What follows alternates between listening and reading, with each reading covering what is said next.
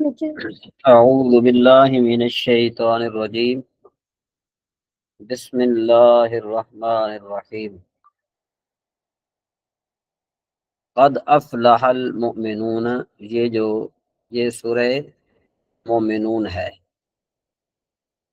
ٹھیک ہے جی، مکیہ ہے اور اس کے جو ہے تقریباً جو ہے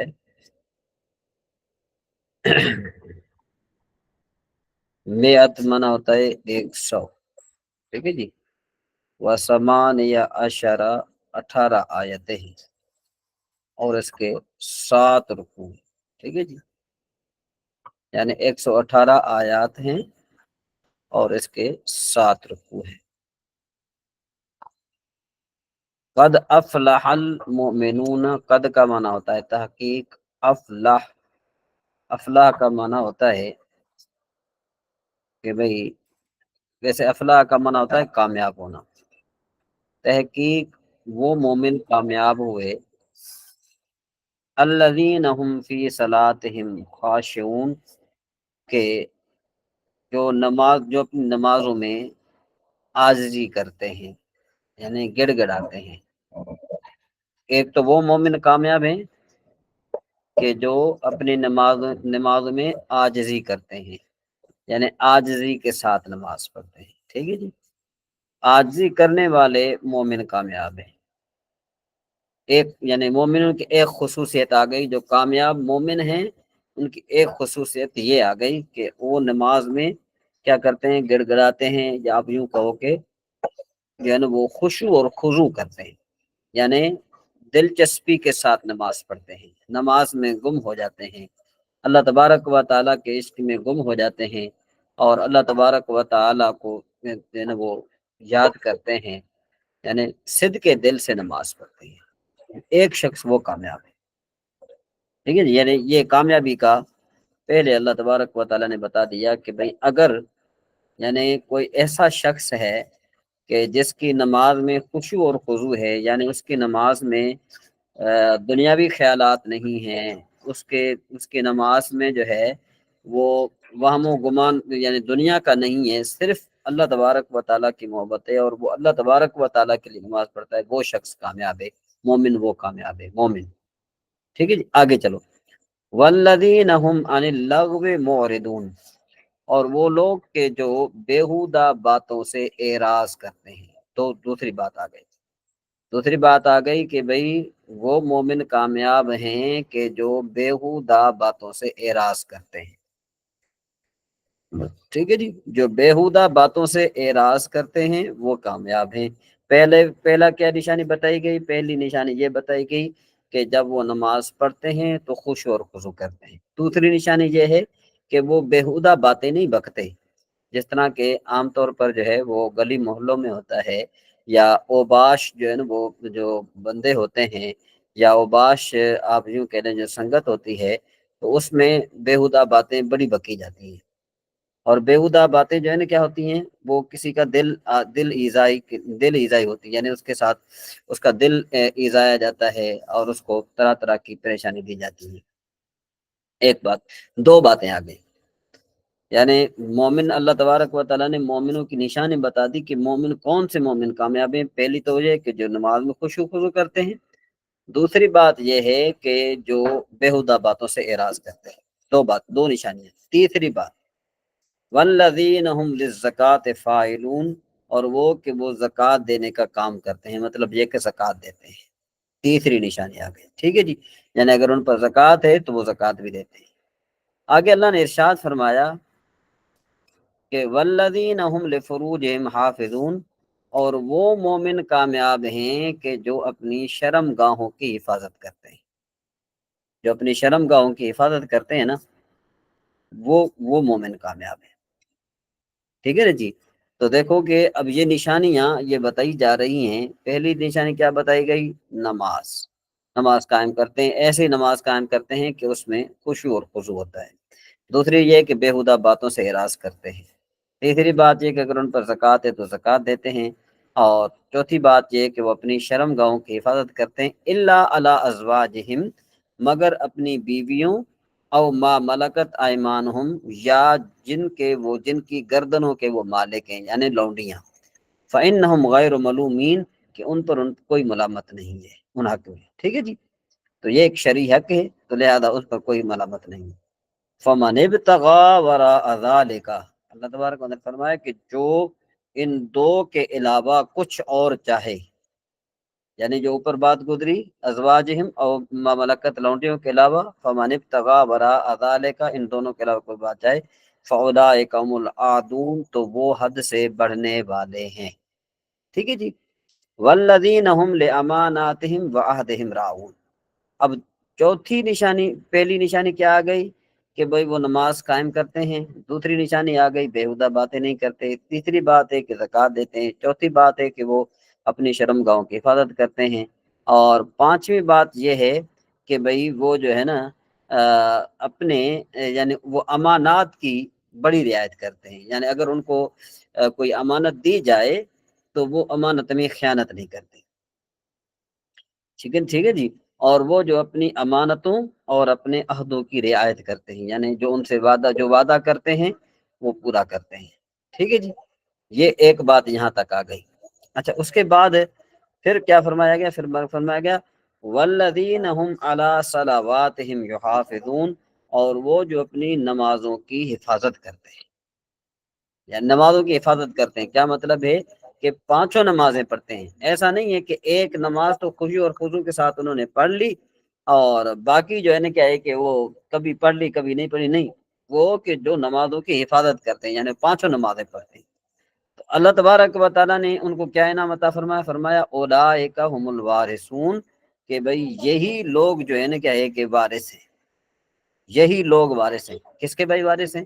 الذین یرثون الفردوس، کہ فردوس کی وہ میراث پائیں گے، یعنی جنت الفردوس کی میراث پائیں گے، ہم فیہا خالدون، وہ اس میں ہمیشہ رہیں گے، ٹھیک ہے جی۔ تو یہاں تک دیکھو اللہ تبارک و تعالیٰ نے ان آیات کے ذریعے یہ بتا دیا کہ بھئی اے دنیا والو، تم تو اپنے ذہن میں کامیابی پتہ نہیں کس چیز کو کہتے ہو، لیکن قرآن کے روح سے کامیاب وہ شخص ہے کہ جو نمازوں میں خشوع اور خضوع کرتا ہے، بیہودہ باتوں سے اعراض کرتا ہے، زکوٰۃ دیتا ہے اور اپنی شرم گاہوں کی حفاظت کرتا ہے، اس طرح جو ہے نا کیا ہے کہ اور بات کیا آ گئی ان میں کہ بھئی وہ اپنی امانات کی جو ہے نا وہ کرتا ہے، آپ یوں کہہ لیں کہ اس میں خیانت نہیں کرتا، اور جو وعدہ کرتا ہے اس کی خلاف ورزی نہیں کرتا، اور چھٹی بات ساتویں بات یہ ہے کہ وہ نمازوں کی حفاظت کرتا ہے۔ تو یہ کامیابی ہے۔ آج کل ہم نے کامیابی کس چیز کو دے دیا ہے؟ ہم نے کامیابی کس چیز کا نام رکھا ہے؟ ہم نے کامیابی نام رکھا ہے پیسے کو، کہ اگر کوئی بندہ جو ہے نا اگر کوئی ڈاکٹر بننا چاہتا ہے، جب وہ ڈاکٹر بن جاتا ہے تو ڈاکٹر بننے کے بعد پھر وہ پیسہ جب کما لیتا ہے تو کہتے ہیں کہ جی فلاں شخص کامیاب ہوا، جی اس کے پاس اتنا پیسہ ہے، انجینئر بن گیا، اس نے پیسہ کمایا، جی کامیاب ہو گیا، فلاں جو ہے نا اتنا کامیاب ہو گیا، فلاں اتنا کامیاب ہو گیا۔ تو ہم نے آج کل جو کامیابی جو ہے نا نام دیا ہوا ہے، ہم نے نام دیا ہوا ہے پیسوں۔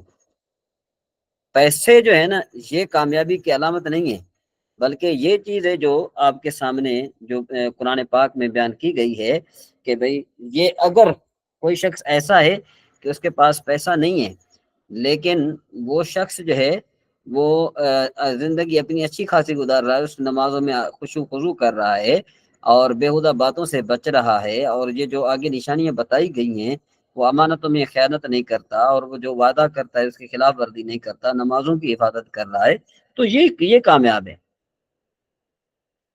اچھا جی، آگے فرمایا گیا وَلَقَدْ خَلَقْنَا الْإِنسَانَ مِنْ سُلَالَةٍ مِّن طِينٍ، اور بے شک ہم نے آدمی کو چنی ہوئی مٹی سے پیدا فرمایا ہے، یعنی جو مٹی جو ہے نا ادھر ثُمَّ جَعَلْنَاهُ نُطْفَةً فِي قَرَارٍ مَّكِينٍ، پھر اسے پانی کی بوند کیا، ٹھیک ہے نا، ایک مضبوط ٹھہراؤ میں، یعنی جب وہ حمل میں ٹھہرتا ہے۔ ثُمَّ خَلَقْنَا النُّطْفَةَ، پھر ہم نے اس کو نطفہ بنایا، یعنی اس کو ہم نے کیا بنایا؟ نطفے علقتن، نطفے کو اس خلقنا النطفۃ علقتن، کہ ہم نے اس نطفے کو یعنی پانی کی بوند کو ہم نے جو ہے نا کیا ہے کہ خون کا لتھڑا بنایا، فخلقنا العلقۃ مضغۃ، ہم نے اس لوتھڑے کو جو ہے نا کیا ہے کہ کیا بنایا، خون گوشت کی ہم نے جو ہے نا کیا ہے کہ ایک بوٹی بنائی، پھر ہم نے اس گوشت کو اس میں جو ہے نا فخلقنا المضغۃ عظاما، تو ہم نے اس گوشت کی بوٹی کو جو ہے نا کہ اس میں ہم نے ہڈیاں بنائی، عظاما ہڈی بنائی، فقسونا العظام لحما، تو پھر ہم نے ان ہڈیوں پر گوشت پہنایا، ثم انشأناہ خلقا آخر، پھر ہم نے جو ہے نا کہ اسے صورت میں ایک جو ہے نا وہ یعنی اب یوں کہ اس کی ایک صورت بخشی، یا اس کو ہم نے ایک صورت پیدا کی، یعنی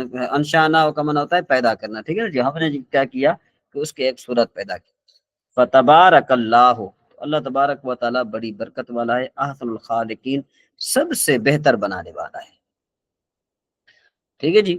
تو اب یہاں پر دیکھو کہ اس آیت میں اللہ تبارک و تعالیٰ نے کیا فرمایا کہ ماں کے رحم میں نطفہ قرار پکڑنے کے بعد جو مراحل ہیں سارے اللہ تبارک و تعالیٰ نے یہاں پر جو ہے نا کیا ہے کہ ذکر فرمائے۔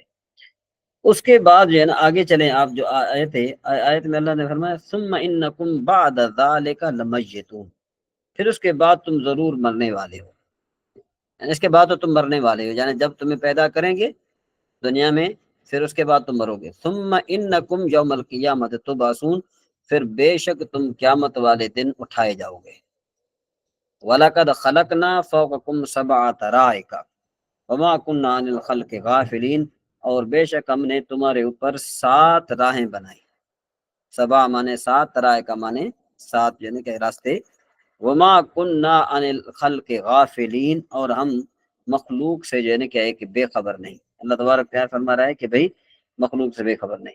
تو اس آیت میں اور اس کے جو بعد والی جو پیچھے گزری، اس کا خلاصہ کیا ہے کہ تخلیق کے مکمل ہونے کے بعد جب تمہاری عمریں پوری ہو جائیں گی تو تمہیں ضرور موت آئے گی، پھر تمہیں کیا کیا جائے گا، قیامت والے دن اٹھایا جائے گا حساب و کتاب کے لیے، ٹھیک ہے۔ اور اس آیت میں اللہ تبارک و تعالیٰ نے وہ آسمانوں کی تخلیق سے بھی اپنی قدرت پر استدلال فرمایا کہ 7 راستے، مطلب یہ کہ یہ 7 آسمان، ٹھیک ہے۔ چنانچہ کیا ارشاد فرمایا کہ بے شک ہم نے تمہارے اوپر 7 راستے بنائے، ان مراد 7 سے کیا ہے، آسمان ہے، جو فرشتے کے چڑھنے اترنے کے راستے ہیں، اور فرمایا کہ ہم مخلوق سے بے خبر نہیں، کہ سب کے اعمال، اقوال اور اچھی حالتوں کو جانتے ہیں، اور کوئی چیز یعنی کہ ہم سے چھپی ہوئی نہیں ہے۔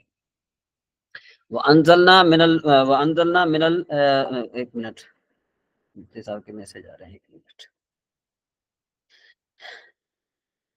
اچھا جی، آگے کیا ارشاد فرمایا کہ وَأَنزَلْنَا مِنَ السَّمَاءِ مَاءً بِقَدْرٍ، اور ہم نے آسمان سے پانی اتارا، بقدر اندازے کے، ٹھیک ہے، فَأَسْكَنَّاهُ فِي الْأَرْضِ، پھر اسے زمین میں ٹھہرایا، ٹھیک ہے جی، وَإِنَّا عَلَىٰ ذَهَابٍ بِهِ لَقَادِرُونَ، اور بے شک ہم اس کے لے جانے پر بھی قادر ہیں، ٹھیک ہے جی۔ تو اس آیت میں اللہ تعالیٰ نے پانی نازل کرنے سے اپنی قدرت پر استدلال فرمایا، چنانچہ ارشاد فرمایا کہ ہم نے آسمان سے ایک اندازے کے ساتھ، یعنی جتنی ہماری علم و حکمت میں مخلوق کی حاجتوں کے لیے چاہے نا اتنی بارش برسائی، پھر اسے زمین میں ٹھہرایا، اور بے شک ہم جو ہے نا کہ اسے لے جانے پر بھی قادر ہیں، یعنی جیسے اپنی قدرت سے پانی نازل فرمایا ہے نا، ایسے ہی ہم اس پر بھی قادر ہیں کہ اس کو ختم کر دیں، ٹھیک ہے نا جی۔ تو بندوں کو جو چاہیے کہ کیا، بندوں کو کیا چاہیے کہ اللہ تبارک و تعالیٰ کی نعمت کی شکر گزاری کرے، اس کی حفاظت کرے، یعنی اللہ تبارک و تعالیٰ جب اس بات پر قادر ہے کہ بھئی آسمان سے پانی نازل فرماتا ہے تو وہ لے بھی سکتا ہے، وہ لے جا بھی سکتا ہے، ٹھیک ہے جی۔ آگے والی ارشاد آیت میں ارشاد فرمایا فَأَنشَأْنَا لَكُمْ بِهِ جَنَّاتٍ مِّن نَخِيلٍ وَأَعْنَابٍ، تو اس سے ہم نے تمہارے لیے باغ پیدا کیے، من کھجوروں کے ہیں، کھجوروں کے باغ پیدا فرمائے، اور انگوروں کے بھی، لَكُمْ فِيهَا فَوَاكِهُ كَثِيرَةٌ وَمِنْهَا تَأْكُلُونَ، کہ تمہارے لیے جو ہے نا کیا ہے کہ انہیں بہت سے میوے ہیں اور بہت سے ان میں جو ہے نا کیا ہے کہ کھانے ہیں، وَمِنْهَا تَأْكُلُونَ، اور اس میں تم کھاتے ہو، وَشَجَرَةً تَخْرُجُ مِنْ طُورِ سِينَاءَ، اور جو ہے نا کیا ہے کہ ایک منٹ، ہاں جی، تو کیا فرمایا شجرتن، کہتے ہیں اور ایک درخت پیدا فرمایا کہ جو طور سینا سے نکلتا ہے، ٹھیک ہے نا، اگتا ہے، تنبت بالدہن، کہ جو ہے نا کیا ہے کہ وہ دیکھو تیل اور کھانے جو ہے نا، یعنی جس سے جو ہے نا تیل بھی نکلتا ہے، اور جو ہے نا کیا ہے کہ کھانے والوں کے لیے سالن بھی نکلتا ہے. ٹھیک ہے جی. تو اس میں یعنی یہ فرمایا کہ جو پانی آسمان سے نازل فرمایا جائے، تو اس درخت سے آپ یوں بھی کہہ سکتے ہیں، اس درخت سے جو ہے نا مراد ہے زیتون، زیتون کا درخت. ٹھیک ہے نا جی. یہ زیتون کا درخت جو ہے نا یہ طور سینا سے جو ہے نا یہ نمی پہاڑ سے نکلتا ہے، تیل اور کھانے والوں کے لیے سالن لے کر اگتا ہے. اس میں عجیب صفت ہے کہ وہ تیل بھی ہے اور تیل کے منافع اور فوائد سے بھی حاصل کیے جاتے ہیں، اور اس کو جلایا بھی جاتا ہے، اور اس کو جو دوا کے طریقے پر بھی کام لایا جاتا ہے، اور سالن کا بھی یہ کام دیتا ہے. اللہ نے کیا فرمایا کہ ہم نے طور سینا سے ہم نے ایک نکالا، یعنی جو تمبو تو بدھ ہونے کی جو تیل بھی اگاتا ہے، وہ سب للآکلین جو ہے نا کیا ایک، اور یہ کھانے کے لیے، کھانے والوں کے لیے جو ہے نا سالن بھی ہے. دیکھو نا یہ جو زیتون ہے نا، یہ زیتون بہت بڑی جو ہے نا کیا ہے کہ بیماریوں کا علاج بھی ہے اس کے ساتھ. وَإِنَّ لَكُمْ فِي الْأَنْعَامِ لَعِبْرَةً، اور بے شک تمہارے لیے جانوروں میں جو ہے نا عبرت ہے، یعنی سمجھنے کا ایک مقام ہے. نُسْقِيكُم مِّمَّا فِي بُطُونِهَا، ہم تمہیں پلاتے ہیں اس میں سے جو ان کے پیٹ میں ہے.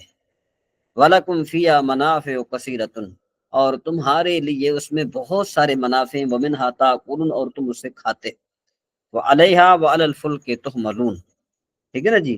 اور ان پر اور کشتی پر جو ہے نا کیا ہے کہ کیا ہے تم سوار کیے جاتے ہیں.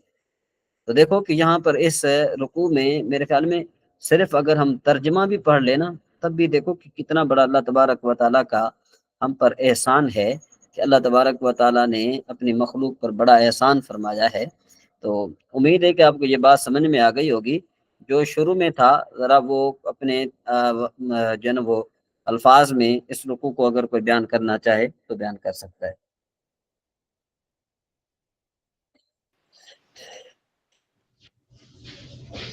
جی حضرت. جی اس رکوع میں حضرت جو خلاصہ اس طرح ہے کہ پہلے شروع میں جو ہے مومنین کی صفات اللہ تعالیٰ نے بیان کی ہیں. اس میں سب سے پہلی صفت جو بیان کی ہے وہ یہ کہ نماز میں اپنی جو عجز و نیاز اور عاجزی اختیار کرتے ہیں. دوسری بیان کی ہے کہ بےہودہ باتوں سے جو ہے وہ کنارہ کش رہتے ہیں. اور تیسری بیان کی کہ زکوٰۃ ادا کرتے ہیں. پھر چوتھی بیان کی کہ اپنی شرمگاہوں کی حفاظت کرتے ہیں.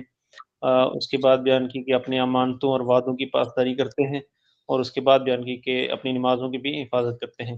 پھر اس کے بعد اللہ تعالیٰ نے فرمایا کہ یہ لوگ جنت کے حقدار ہیں، اور جنت الفردوس جو ہے سب سے اعلیٰ ایک مقام ہے جنت کا، وہ اس کے حقدار ہیں.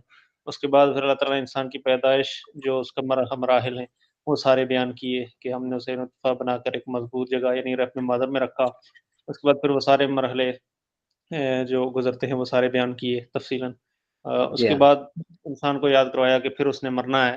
یہ سارے مراحل پیدائش کے بیان کرنے کے بعد پھر اللہ تعالیٰ نے فرمایا کہ بے شک تم اس زندگی کے بعد ضرور مرنے والے ہو، اور اس کے بعد پھر قیامت کے دن دوبارہ اٹھائے جاؤ گے. اس کے بعد پھر اللہ ماشاء تعالیٰ نے اپنی تخلیق کا جو ہے وہ سارا نشانیاں اور دکھائی. اس کے علاوہ آسمانوں کی جو تخلیق ہے، یعنی 7 ایک تہوں کی صورت میں جو بیان کی. پھر اس کے علاوہ اس کے بعد پھر بارش کا جو پانی برسانے کا ایک سسٹم ہے وہ سارا بتایا. پھر اس سے بتایا کہ تمہارے جو کھانے کے لیے چیزیں اگتی ہیں یہ ساری چیزیں اس سے پیدا ہوتی ہیں پانی سے. تو وہ سارے مراحل بیان کیے.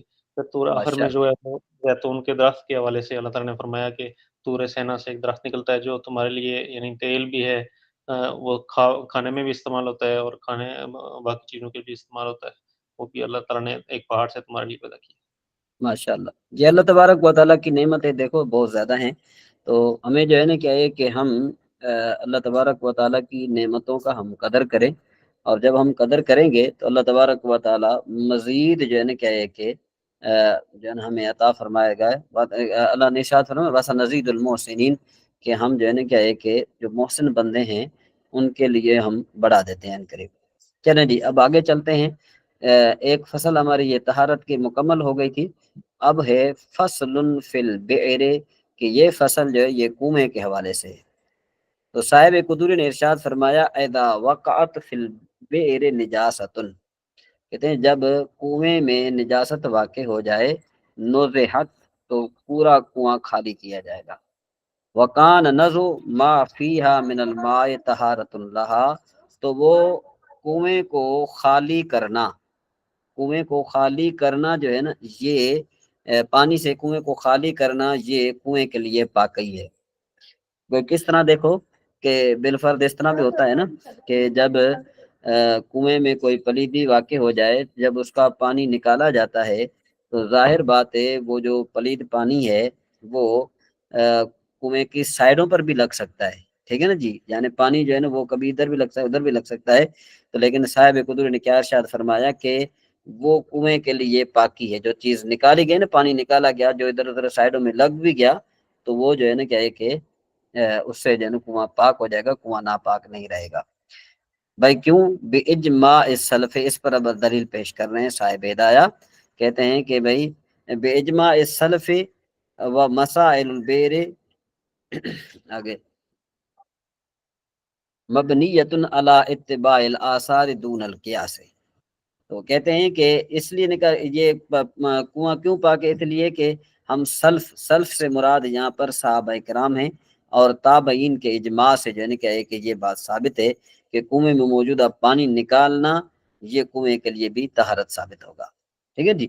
اور کنویں کے جو مسائل ہیں نا، کنویں کے مسائل الآبار یعنی کنووں کے مسائل مبنیۃ علی اتباع الآثار، یہ جو ہے نا کیا ہے کہ اتباع آثار پر مبنی ہے، یعنی سلف صالحین پر جو ہے نا وہ مبنی ہے، دون القیاس، اس پر جو ہے نا قیاس نہیں کیا جاتا، اس پر قیاس نہیں ہوتا۔ اچھا فإن، اب یہاں پر یہ تو بات ہو گئی، یہاں پر ایک بات ختم ہو گئی جو انہوں نے بات پیچھے کی، اب یہاں پر انہوں نے کہا فإن وقعت فیہا بعرۃ او بعرتان من بعر الابل او الغنم لم تفسد الماء استحسانا، اس بات کو ذرا آپ نے اچھے طریقے سے سمجھنا ہے۔ فرما رہے ہیں کہ اگر واقع ہو جائے اس میں ایک مینگنی یا دو مینگنیاں، من بعر الابل او الغنم، کہ بھئی ایبل کہتے ہیں کیا کہتے ہیں اس کو، اونٹ اونٹ، ہاں اونٹ کو، اور اس طریقے سے جو ہے نا غنم کہتے ہیں بکری کو، ٹھیک ہے نا جی۔ تو کہتے ہیں کہ اونٹ یا بکری کی ایک یا دو مینگنیاں گر جائیں، لم تفسد الماء، تو وہ پانی کو فاسد نہیں کریں گی، استحساناً، استحسان کے طور پر، والقیاس ہو، اور قیاس یہ ہے کیا تقاضا کرتا ہے، قیاس تقاضا کرتا ہے کہ ان تفسدہ، کہ اس کو فاسد کریں، کیوں بھائی؟ کہتے ہیں لے وقوع النجاست فی الماء القلیل، کیونکہ آپ نے یہ ایک مسئلہ پڑھا ہے کہ اگر ماء قلیل میں نجاست واقع ہو جائے تو وہ اس کو کیا کر دیتی ہے؟ پلید کر دیتی ہے، یعنی اس کو نجس کر دیتی ہے، تو کیا ہونا چاہیے کہ جو ہے نا کیا ہے کہ یہ نجس ہونا چاہیے۔ اچھا وجہ الاستحسان، استحسان کی وجہ کیا ہے؟ دیکھیں یہ استحسان بھی جو ہے نا یہ قیاس کی قسم ہے، ٹھیک ہے جی، استحسان بھی جو ہے نا ایک قیاس کی قسم ہے۔ تو اب دیکھیں کہ استحسان کی دلیل کیا ہے؟ کہ دلیل یہ ہے کہ ان آبار الفلوات لیست لہا رؤوس حاجزۃ، کہ جو جنگل کے جو کنویں ہوتے ہیں نا ان کے لیے کوئی رکاوٹ نہیں ہوتی، یعنی ان پہ رکاوٹ نہیں بنی ہوتی، والمواشی تبر حولہا، کہ جو مواشی ہیں نا وہ اس کے ارد گرد چرتے ہیں، فتلقی الريح فیہا، تو یا آپ یوں بھی کہہ رہے ہیں کہ جو ہے نا تبر کا مطلب ہوتا ہے وہ مینگنیاں، جو مواشی ہیں نا وہ مینگنیاں جو ہے نا وہ لاتے ہیں کر دیتے ہیں یا لید کر دیتے ہیں اس کے ارد گرد میں، ٹھیک ہے جی۔ فتلقی الريح، تو اس پہ ہوا چلتی ہے، فجعل القلیل، وہ کیا ہوتا ہے کہ پھر وہ تلقی ہا کا معنی ہوتا ہے ڈال دیتی ہیں اس میں، یعنی فی ہا کی ہا ضمیر جو ہے نا یہ کنویں کی طرف راجع، ٹھیک ہے نا جی، تو وہ کیا کر دیتے ہیں، ہوائیں جو ہے کیا کرتی ہیں کنویں میں ڈال دیتی ہیں، ٹھیک ہے جی۔ تو اب کہتے ہیں فجعل القلیل عفوا، اس لیے جو ہے نا جو تھوڑا ہے نا وہ معاف کر دیا گیا ضرورت کی وجہ سے، ولا ضرورت فی الکثیر، اور یہ جو ضرورت ہے نا کثیر میں نہیں ہے، ٹھیک ہے، اور کثیر کیا ہے؟ وَهُوَ مَا يَسْتَخِرُ النَّاظِرُ إِلَيْهِ، کہ بھئی جو دیکھنے والا ہے نا اس کو زیادہ محسوس ہو کہ بھئی اس میں زیادہ مینگنیاں ہیں، تو پھر پانی جو ہے نا کیا ہے کہ ناپاک ہو جاتا ہے۔ فی المروی عن ابی حنیفہ رحمہ اللہ وعلیہ الاعتماد، کہ جو حضرت امام اعظم ابو حنیفہ رحمہ اللہ سے مروی ہے اور جو ہے نا کیا ہے کہ اسی پر جو ہے نا کیا ہے کہ اعتماد ہے۔ اچھا جی آگے فرمایا جی ولا فرق بین الرطب والیابس، کہ اب یہ جو مینگنیاں ہیں نا یہ اس میں کوئی فرق نہیں ہے کہ بھئی وہ چاہے خشک ہوں یا جو ہے نا گیلی ہوں، ٹھیک ہے جی، یعنی خشک اور گیلیوں میں کوئی فرق نہیں ہے۔ اچھا اس طریقے سے وصی والمنکسر، جو مینگنیاں چاہے وہ جو ہے نا ٹوٹی ہوئی ہوں یا صحیح سالم ہوں تب بھی ان میں کوئی فرق نہیں ہے۔ والروس والخصی، اور اسی طریقے سے جو ہے نا کہتے ہیں کہ لید اور گوبر میں کوئی فرق نہیں ہے، ٹھیک ہے نا جی، اور اس میں مینگنی میں لأن ضرورت تشمل القلہ، کیونکہ جو ضرورت ہے نا سب کو شامل ہے، وفی الشاۃ، اور اس جو ہے نا کیا ہے کہ اس میں جو ہے نا کیا ہے کہ بکری میں تبارف المحلب بارتن او بارتین، کہ بھائی اگر بکری جو ہے وہ دودھ دونے کے برتن میں، محلب کہتے ہیں دودھ دونے کا برتن جو ہوتا ہے، اس میں اگر جو ہے نا وہ کیا کر دے، مینگنی کر دے، ایک مینگنی کر دے یا دو مینگنیاں کر دے، ٹھیک ہے نا جی، تو کہتے ہیں کہ اس نے کر دی تو کیا کہ قالو، تو انہوں نے کہا ترمل بارتو، کہ بھئی اب یوں بھی کہہ سکتے ہیں کہ ترمل بارتو، ترم یہ جن جمع اس کا مجہول کا صیغہ ہے کہ پھینگنی جو مینگنی ہے وہ پھینکی جائے گی، وَيُشْرَبُ اللَّبَنُ، اور دودھ پیا جائے گا، لمکان ضرورت، ضرورت کی وجہ سے، سمجھ آئی بات؟ یہاں پر یہ اس کو کہتے ہیں عموم بلوا، بلکہ عموم میں جو ہے نا کیا ہے کہ وبا کہتے ہیں، بلوا کہتے ہیں، عمومی بلوا کہتے ہیں کہ یہ جو ہے نا کیا ہے کہ جائز ہے۔ دیکھیں اب یہ جو بھینسوں کے باڑے ہوتے ہیں، تو بھینسوں کے باڑوں میں کیا ہوتا ہے کہ بھینسیں ایک ساتھ بندھی ہوتی ہیں ساری کی ساری، ٹھیک ہے جی، تو پھر جو دودھ دونے والے ہوتے ہیں وہ دودھ دو رہے ہوتے ہیں، تو ظاہر بات ہے کوئی جو ہے نا وہ بھینس جو ہے وہ پیشاب بھی کر دیتی ہے یا کچھ اور بھی کر دیتی ہے، کچھ تھوڑا بہت گوبر جو ہے تھوڑا بہت اگر جو ہے نا کیا ہے کہ اس میں دودھ میں گر بھی جاتا ہے، تو یہ شرعاً جو ہے نا کیا ہے کہ معاف ضرورت کی وجہ سے، سمجھ میں بات؟ کہتے ہیں ولا یوفل قلیل فی الاناء علی ما قیل، تو یہاں پر جو ہے نا ایک اور بات یہ بتا رہے ہیں کہ بھئی ایک قول کے مطابق ضرورت نہ ہونے کی وجہ سے قلیل کو بھی معاف نہیں کیا جائے گا، کس طرح کہ معاذ اللہ اگر کوئی جو ہے نا وہ ایک مینگنی خود جو ہے نا وہ دودھ میں جو ہے نا وہ ڈال دے ہیں، یا اسی طریقے سے آپ یوں کہیں کہ بھئی جو ہے نا کوئی بندہ جو ہے نا وہ تھوڑا بہت اور کوئی اس میں پلید نہ، تو یہ معاف نہیں کیا جائے گا، کیونکہ وہاں پر ضرورت نہیں ہے، ضرورت کب ہے کہ جب خود بخود گر جائے۔ وعن ابی حنیفہ رحمہ اللہ انہ کالبار فی حق البارۃ والبارتین، اور حضرت ابو حنیفہ رضی اللہ تعالیٰ عنہ مروی ہے کہ ایک مینگنی کے حق میں برتن میں جو ہے نا یہ کیا ہے، یہ کنویں کی طرح ہے، جس طرح کنویں میں جو ہے نا کہ ایک جو ہے نا مینگنی گر جاتی ہے یا دو جو ہے نا کہ ایک مینگنیاں گر جاتی ہیں، تو اس میں کوئی وہ نہیں ہے۔ جی ڈاکٹر صاحب، اس مسئلے میں آپ نے کیا سمجھا؟ یہ جو مسئلہ بیان کیا گیا، دو مسئلے بیان کیے گئے۔ السلام علیکم۔ جی وعلیکم السلام۔ جی حضرت جی، اس کے اندر جو بیان ہوا ہے نا، اس میں پہلا تو یہ ہے کہ اگر کوئی کنویں میں کسی قسم کی کوئی نجاست گر جائے تو کنویں کا پورا پانی نکالا جانا چاہیے، اس ہاں کے اوپر اجماع صحابہ کا جو ہے نا وہ اتفاق ہے۔ ہاں دوسرا جو اس کے اندر یہ مسئلہ جو پتہ چلا ہے وہ یہ ہے کہ اگر کسی کنویں میں کوئی اونٹ یا بکری کی کوئی مینگنیاں گر جائیں تو ہاں وہ کنواں یعنی پانی جو ہے وہ ناپاک نہیں ہو جائے گا ان کی گرنے کی وجہ سے، جس کی انہوں نے ایک مثال بھی یہ دی کہ جنگل میں بھی کنویں ہوتے ہیں اور اس میں بھی جانور اگر کر دیتے ہیں لید وغیرہ اور وہ ہوا سے اڑ کے کنویں میں گر جاتی ہے تو پانی ناپاک نہیں ہوتا۔ اور ہاں ایک مثال اور یہ بھی دی ہے کہ اگر کسی دودھ کے اندر جیسے دودھ چوپائے دودھ نکال رہے ہوتے ہیں تو اس میں بھی اگر کسی کی کوئی ایک یا دو مینگنی گر جائے تو وہ دودھ بھی ناپاک نہیں ہوتا، مینگنی نکال کے دودھ کو استعمال کیا جا سکتا ہے۔ ہاں، لیکن اگر جو ہے خود بخود جو ہے نا وہ ڈالی جائے اس میں مینگنی، تو پھر تو وہ نقصان دہ، وہ منع ہے۔ وہ منع ہے، سمجھ میں بات؟ یہ چونکہ آج کل یہ جو باڑے وغیرہ جو ہوتے ہیں، تو باڑے وغیرہ میں جو ہے نا کیا ہے کہ اس قسم کی بہت ساری باتیں ہوتی ہیں کہ اس لیے دیکھو یہ شرعاً جو ہے نا کیا ہے کہ شریعت نے اس کو معاف رکھا ہے۔ جی طاہر صاحب، میں شاید سید طاہر صاحب، آپ اس مسئلے کو ذرا بیان کریں ذرا اپنے لفظوں میں۔ جی السلام علیکم ورحمۃ اللہ وبرکاتہ۔ جی وعلیکم السلام ورحمۃ اللہ۔ جی میں ڈاکٹر صاحب نے تفصیل سے بیان کر دیا ہے، اسی کو میں کافی کہہ رہتا ہوں کہ بیان کیا گیا کہ یہاں پر کنویں میں کوئی گندگی ہو رہی ہے، بیان مثال دی ہے کہ مینگنی کی مثال دی ہے، وہ کنویں میں گر جائے، دیکھا جاتا ہے وہ کنویں وہ کتنی تعداد میں گری ہیں، اگر کم گری ہیں اس سے یہ ہوتا ہے وہ پانی جو وہ پاک نہیں ہوگا، پاک رہے گا، ٹھیک ہے۔ اور بہت زیادہ میں گر جائیں، بہت زیادہ ان کی تعداد ہو جائے، فقہاء سے مختلف لکھے ہیں، ایک چوتھائی ہو جائے، یا بعد فقہاء نے یہ کہا اس میں آپ ڈول ڈالیں اور ہر ڈول کے اندر مینگنیاں آ رہی ہیں، ہر ڈول میں مینگنیاں آ رہی ہیں، اس کا مطلب وہ بہت زیادہ کسی تعداد میں ہو گئی ہیں، اب پھر وہ اس کا حکم الگ ہوگا. لیکن اگر تھوڑی ہیں تھوڑی گریاں ہیں پانی میں تو اس سے پانی پاک نہیں ہوگا.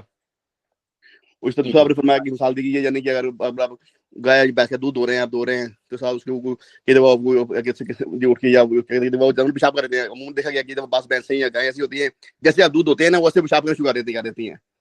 جی ہاں. بچتے ہیں چند ایک آدھا قطرہ اس میں گر گیا ہے دودھ میں تو اس دودھ پاک نہیں ہوگا کیونکہ اس سے بچنا محال ہے. اس سے بچنا کیونکہ وہ جانور ہے وہ اکثر ایسا کرتے ہیں ایسا کرتے ہیں جب دودھ ہوتے ہیں اس ٹائم اسی ٹائم وہ پیشاب کرنا شروع کر دیتے ہیں.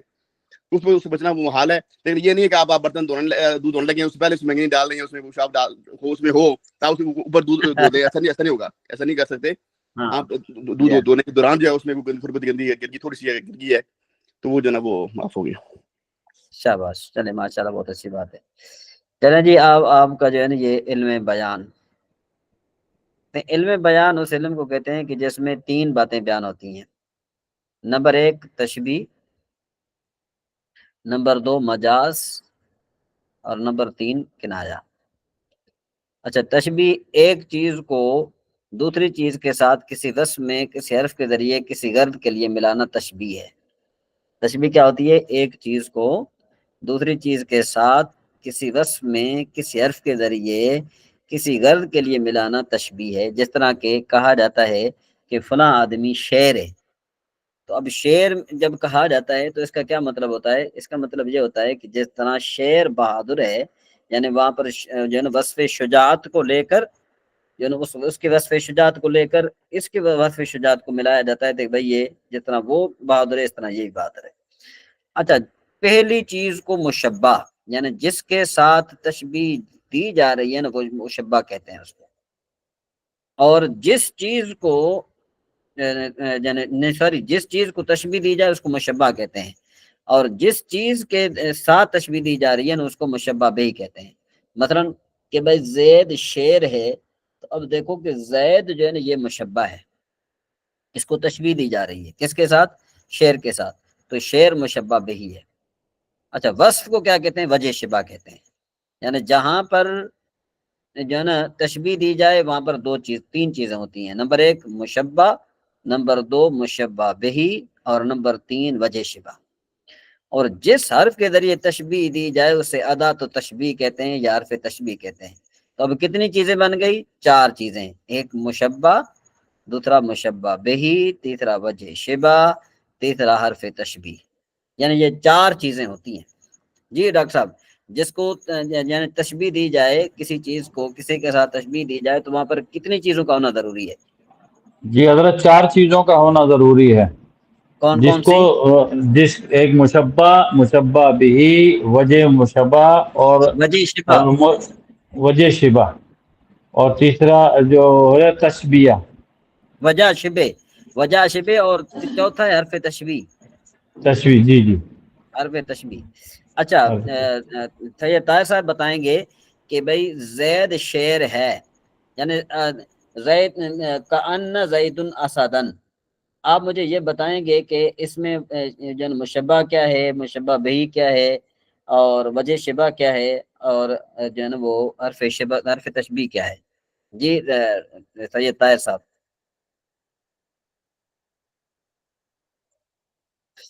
جی نوشین بہن آپ بیان کر سکتی ہیں. حضرت آپ نے فرمایا نا کہ 4 چیزوں میں پہلی چیز جو ہے مشبہ ہوگی اور دوسری جو مشبہ بھی ہوگی اور تیسری وجہ شبہ ہوگی اور جس حرف کے ذریعے تشبیہ دیتے ہیں اس کو ادات تشبیہ کہتے ہیں. ادات تشبیہ کہیں آپ یا حرف تشبیہ کہیں؟ ہاں, تو اب آپ سینٹنس کا جملہ کیا فرما رہے ہیں؟ کأن زید اسدن, کأن زیدن اسدن, کأن زیدن اسدن. تو اس میں کأن جو ہے وہ پہلی چیز ہوئی نا تو اس کو مشبہ کہیں گے. نہیں, جس کی تشبیہ دی جا رہی ہے نا تو کہا جا رہا ہے کأن زیدن اسدن. تو اب زید کو تشبیہ دی جا رہی ہے شیر سے تو ہم زید کو کہیں گے مشبہ اور اس کو اسد کو کہیں گے مشبہ بھی اور کأن زیدن اسدن وجہ شبہ جو ہے نا وہ بہادری ہے، یہاں پر نہیں ہے، مطلب یہ ہے کہ اچھا، وجہ شبہ بہادری ہے۔ اس کی بہادری کی اور وجہ سے اس کو شیر کے ساتھ رس کی دی جا رہی ہے۔ تو اور اس میں حرف چوتھی تشبیہ چیز ہے اسد کأن، کان، کأن۔ سوری، ہاں کان، جی جیسے عیسیٰ ٹھیک۔ غزالی صاحب، آپ بتائیں ذرا، ابھی آپ جو ہے نا اس کو واضح کریں اچھے طریقے سے۔ کأن زیدن اسد، ہاں اس میں کأن جو ہے یہ حرف تشبیہ ہے، جس حرف کی تشبیہ دی جا رہی ہے۔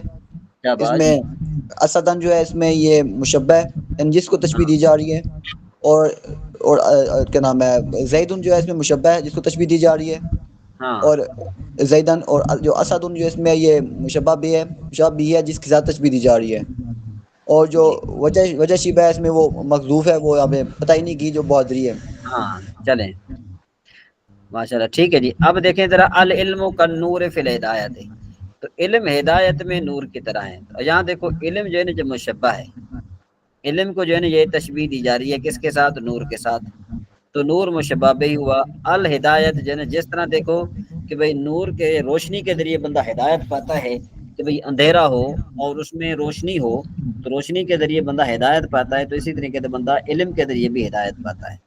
تو اب دیکھو ہدایت بن گیا وجہ شبہ، ٹھیک ہے جی۔ اور اس کے بعد یہ جو کاف ہے نا یہ حرف تشبیہ ہے، تو تشبیہ کے ساتھ 3 باتیں متعلق ہوتی ہیں۔ تشبیہ کے ساتھ کتنی باتیں متعلق ہوتی ہیں؟ 3۔ نمبر 1 ارکان تشبیہ، ٹھیک ہے جی، اور پھر اس کے 4 ارکان ہیں۔ اب یہ جو ہے نا یہ اب جو ہے نا، اب یہاں پر منطق بھی آ جائے گی اس بات میں، اور اس میں نحو کا بھی بڑا دخل ہوگا، ٹھیک ہے نا جی۔ تو منطق اس لیے پڑھائی جاتی ہے، منطق جو پڑھائی جاتی ہے اس کی کیا وجہ ہے؟ اس کی وجہ یہ ہے کہ تاکہ انسان بلاغت کو اور بیان کو، بدیع کو اچھی طریقے سے سمجھ سکے، ٹھیک ہے جی۔ تو یہ جو ہے نا یہ تعلق ہوتا ہے منطق کا، تو منطق کا تعلق ہوتا ہے۔ اب یہ جو علم بلاغت ہے، اس میں 2 علوم کو بڑا جو ہے نا منتقل ہوتا ہے، ایک منطق کو اور دوسرا جو ہے نا کیا ہے نحو۔ اب یہ جو ساری باتیں ہیں نا، یہ باتیں ساری منطق میں پڑھائی جاتی ہیں۔ تو پہلی بات کیا ہے؟ ارکان تشبیہ، کہتے ہیں تشبیہ کے 4 ارکان۔ نمبر 1 مشبہ، مشبہ بہی، ان دونوں کو تشبیہ کے 2 کنارے ہوتے ہیں، ٹھیک ہے نا۔ تشبیہ کتنے کہنا؟ 2، ایک وجہ شبہ ہوتا ہے، دوسرا ادات یعنی حرف تشبیہ۔ تو تشبیہ طرفین کے اعتبار سے تشبیہ کی 4 قسمیں جی، طرفین کے اعتبار سے تشبیہ کی کتنے قسمیں بن گئی؟ 4۔ نمبر 1 مشبہ، نمبر 2 مشبہ بہی، یہ دونوں ایسی ہیں، سمجھے بات؟ مشبہ بھی دیکھو نا زید یہ مشبہ ہے، اور اسد جو ہے مشبہ بہی ہے۔ مثال دیتے ہیں، جیسے دیکھو الورق کالحریر فی النعومۃ، کاغذ ملائم ہونے میں ریشم کی طرح ہے۔ تو کاغذ اور ریشم دونوں ایسی محسوس ہونے والی چیز ہے نا، ٹھیک ہے جی۔ اور یہ دیکھو یہاں پر یہ ورق بھی اور اسی طریقے سے حریر، یہ دونوں محسوس چیزیں ہم اس کو دیکھ سکتے ہیں۔ اچھا یہ کتنا ہوتا ہے اس میں جی؟ طرفین کے اعتبار سے تشبیہ کتنے؟ 4 قسم کی ہوتی ہے۔ پہلی تو یہ آ گئی مشبہ اور مشبہ بھی دونوں ایسی ہوں، ٹھیک ہے جی۔ نمبر 2 دونوں عقلی ہوں، جیسے الجہل کالموت، کہ جہالت موت کی طرح ہے۔ تو اب دیکھو یہاں جہالت اور موت دونوں کا تعلق عقل سے، خارج میں نظر آنے والی چیزیں نہیں ہیں۔ اچھا دونوں مختلف ہوں، مثلا مشبہ عقلی اور مشبہ بھی ایسی ہو، جیسے خلقہ کالعطر، کہ بھئی اس کے اخلاق ہیں، تو خلق جو ہے نا وہ اخلاق جو ہے نا یہ عقلی ہے اور عطر ایسی ہے۔ اچھا دونوں کیا مطلب ہے کہ یعنی مشبہ بھی عقلی، جیسے العطر کا خلق رجل کریم ہے، عطر جو ہے وہ شریف آدمی کے اخلاق کی طرح ہے، تو عطر مشبہ ایسی ہے اور خلق جو ہے مشبہ بھی ہے۔ اب وجہ شبہ کہتے ہیں وہ خاص وصف ہے جس میں دونوں طرفوں مشبہ اور مشبہ بھی کے اشتراک کا قصد کیا گیا ہے، جیسے علم اور نور میں ہدایت وجہ شبہ ہے۔ ادات تشبیہ یہ وہ لفظ ہیں جو تشبیہ کے معنی پر کرتا ہے، جیسے کاف، کان، اور جو ان دونوں کے معنی میں ہو، کاف کے بعد مشبہ بھی آتا ہے جبکہ کان کے بعد مشبہ آتا ہے، ٹھیک ہے جی۔ کان سوریہ راحتن تشبیر الدجا لتنظر حتال اللیل ام وقت تعدا، کہ سوریا ستارے گویا ہاتھ کی ہتھیلی ہے کہ رات کی تاریکی کو ناپتی ہے تاکہ دیکھے ہو گئی ہے یا بڑھ گئی ہے۔ تو یہاں سریا مشبہ ہے اور راحتن جو ہے نا یہ مشبہ بھی ہے. نوٹ لفظ کا ان تشبیہ کا فائدہ دیتا ہے جب اس کی خبر اسم جامد ہو اور شک کا فائدہ دیتا ہے. ٹھیک ہے جی. جب اس کی خبر مشتق ہو جیسے دیکھو, اور شک کا کب فائدہ دیتا ہے جب اس کی خبر مشتق ہو, جیسے کا ان کا فہمن گویا کہ تو سمجھدار ہے, یہ شک کی مثال ہے. اور فاہم یہ اس میں مشتق ہے. کبھی ایسا فعل ذکر کیا جاتا ہے جو تشبیہ کی خبر دیتا ہے, یعنی تشبیہ کا مفہوم ظاہر کرتا ہے, جیسے ارشاد خدا بندی ہے وَإِذَا رَأَيْتُمْ حَسِبْتُمْ لُؤْلُؤًا مَنْثُورًا, کہ جب تو ان جنتی لڑکوں کو دیکھو گے تو ان کے بکھرے ہوئے چمکدار موتی سمجھو گے. ٹھیک ہے جی. تو یہاں پر جو ہے نا کیا ہے کہ یہ جو یہاں پہ جو ہے نا حاسبتا, ہاں حاسبتا جو ہے نا یہ فعل تشبیہ کا معنی ظاہر کرتا ہے. اچھا تشبیہ بلیغ, جب تشبیہ اور وجہ تشبیہ محذوف ہو تو اسے تشبیہ بلیغ کہا جاتا ہے, جیسے ارشاد وَجَعَلْنَا اللَّيْلَ لِبَاسًا, کہ ہم نے رات کو لباس بنایا, یعنی ستر اور پردے میں لباس کی طرح بنایا. ستر کا معنی ہوتا ہے چھپنے, یعنی ستر اور پردے میں لباس کی طرح بنایا. یہاں رات کو لباس سے تشبیہ دی گئی, لیکن تشبیہ اور وجہ شبہ یہاں ستر دونوں کو حذف کیا گیا ہے. دوسری بات ہے اقسام تشبیہ, وہ انشاءاللہ تبارک و تعالی ہم بعد میں پڑھیں گے. جی ڈاکٹر صاحب, یہ سبق آپ کو کس حد تک سمجھ میں آیا؟ یہ تھوڑا مشکل ہے, ٹف ہے, اس کو اگر آپ ٹائم دیں گے تو پھر آپ کو یہ سمجھ میں آئے گا. جی عیسیٰ غزالی صاحب, ڈاکٹر صاحب سن رہے ہیں ہمیں؟ جی انشاءاللہ, جی میں سن رہا ہوں اور سمجھنے کی کوشش بھی کر رہا ہوں. انشاءاللہ کافی حد تک سمجھ میں آیا ہے انشاءاللہ. چلے ماشاءاللہ. ابھی جو ہے نا وہ ایک جو